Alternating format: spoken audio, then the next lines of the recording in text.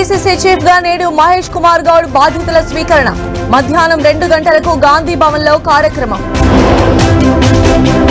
హైడ్రాకు చట్టబద్ధత కల్పిస్తూ త్వరలో ఆర్డినెన్స్, మరిన్ని అధికారాలు రాబోతున్నాయన్న రంగనాథ్. బుడమేరు కట్ట తెగిందని ఆకతాయిల ప్రచారం. సామాన్లతో బయటికి పరుగులు తీసిన బెజవాడ జనం.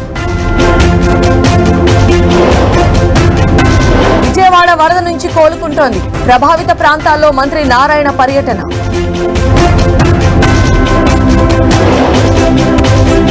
శరవేగంగా ప్రకాశం బ్యారేజ్ బోట్ల తొలగింపు ప్రక్రియ. 4 రోజుల్లో బోట్లు తొలగిస్తామన్న ఎక్స్పర్ట్స్. ఉత్తరాది రాష్ట్రాల్లో జోరు వానలు. యూపీలో ఇల్లు కూలి 3 మృతి.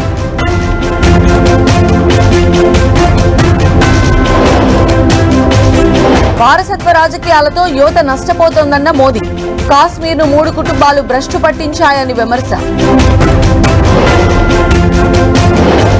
డిమాండ్ల పరిష్కారం దిశగా బెంగాల్ సీఎంతో డాక్టర్ల చర్చలు. సమ్మె విరమించి విధుల్లో చేరాలన్న దీది.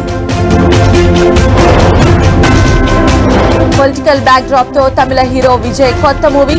రాజకీయాలకు ఉపయోగపడేలా దళపతి చివరి సినిమా.